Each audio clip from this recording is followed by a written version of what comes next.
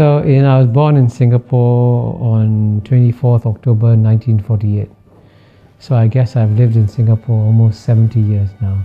When I grew up, Singapore was still a poor developing country. Our per capita income when we became independent was $500, the same as Ghana in Africa. Either you can say the misfortune or the good fortune of being born in a very poor family in a poor Singapore. So when I was 6 years old, when I went to school for the first day, we were weighed at school. They wanted to see how heavy we were. And I was declared undernourished.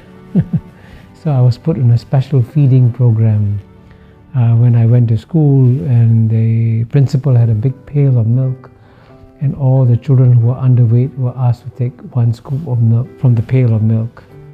And our house in Singapore had no flush toilet. There was crime and riots, gangster fights in my neighborhood.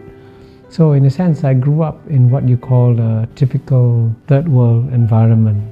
And it's quite remarkable that in my lifetime, Singapore has gone from being a third world country to a first world country.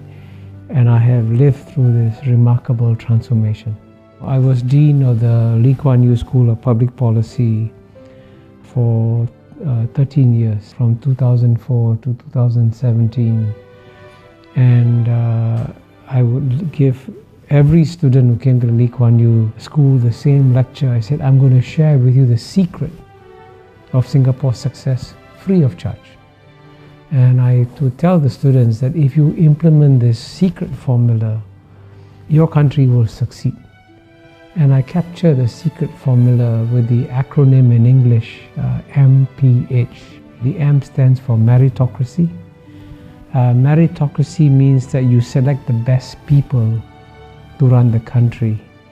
And what brings many countries down, especially in the third world, is that when it comes to selecting the finance minister or the economics minister, they will give their jobs to their brothers, their cousins, their uncles, their relatives, and not to the best people.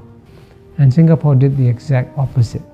In Singapore, the jobs were given to the best people. And in the case of the Prime Minister, Mr. Lee Kuan Yew, Mr. Lee Hsien Loong, when he went to study in Cambridge University, he was the top student in the class, if not in the university. In fact, his professors were so impressed, they said, you should become a mathematician because you'll become a world-class mathematician. Then he went to study in another great university, the Harvard Kennedy School. And in that university, he's one of the few students to get an article published in a Tier 1 economics journal. Very few students get articles published in a Tier 1 economics journal. So he's incredibly brilliant. And so if the best man of the job is Mr. Lee Kuan Yew's son, then he should be selected.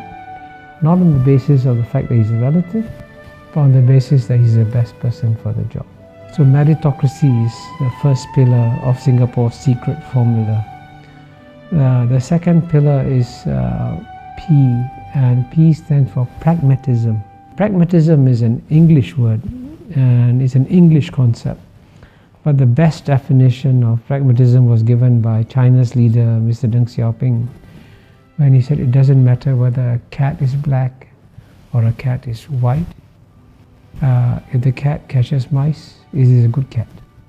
So in the same way, it doesn't matter what your ideology is. If it works, you use it. So Singapore was very pragmatic. So it would take some policies that are capitalist and some policies that are socialist, and it would mix them up.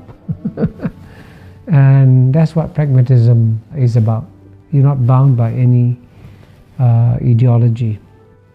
But the third pillar, the H, is of course the hardest to achieve, because H stands for honesty. And indeed, what has brought most third world countries down and what has led to their failures in development has been corruption. And so Mr. Lee Kuan Yew, after he became Prime Minister, made it a point to punish not the junior people, but the very senior people. So when a deputy minister went on holiday with his friend, a businessman, when he came back, he was arrested.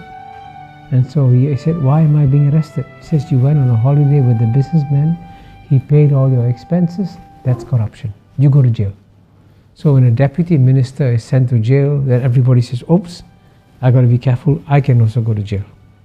So that honesty factor is one critical reason why Singapore has been exceptionally successful.